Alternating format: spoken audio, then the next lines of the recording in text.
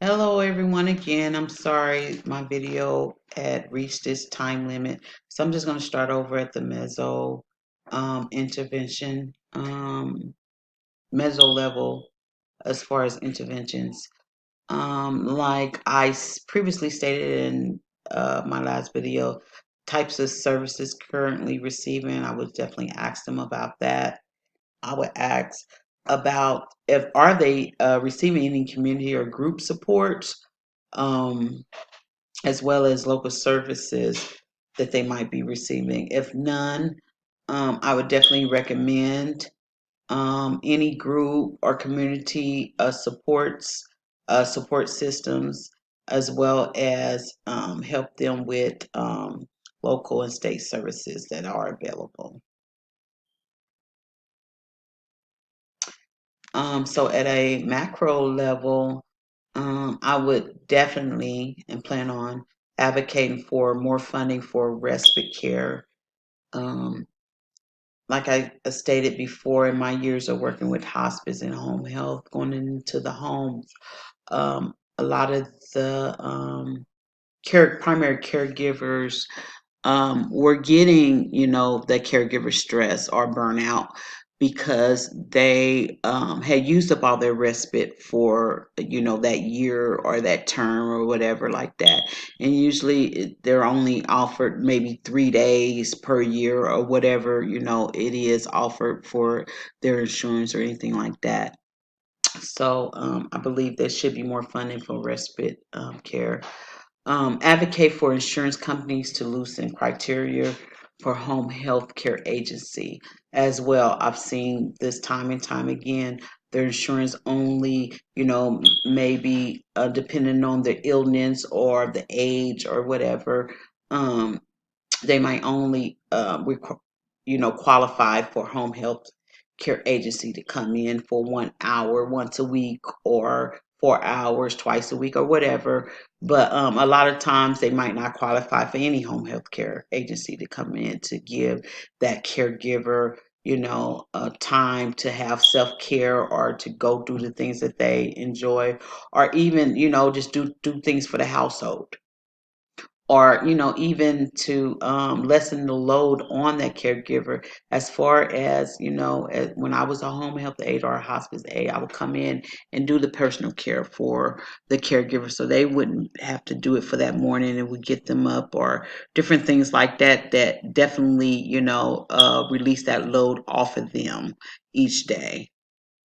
um, I would also would like to educate communities on the effects of caregiver stress and ways to reduce stress.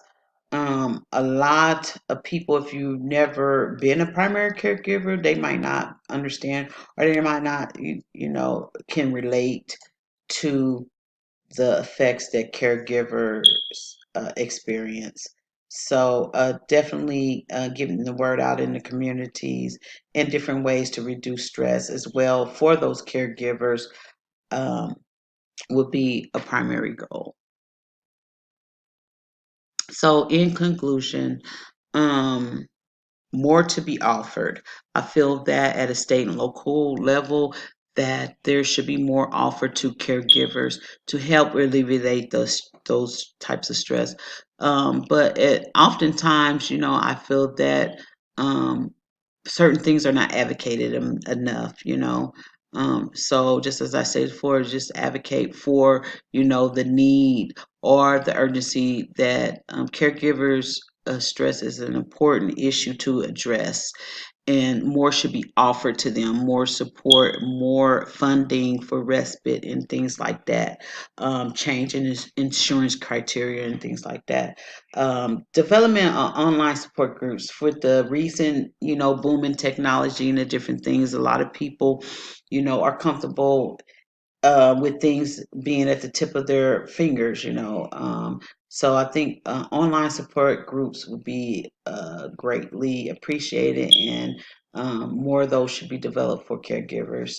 Local and state lawmakers being more aware of the issue, like I just stated, they more people should advocate that caregivers stress is a real thing, and that there should be more help out there for caregivers. Strengthening family and friend support. To me, I feel like this is the most important because, like I've stated before, with my experiences, people or caregivers that had that family and friend support were less stressed.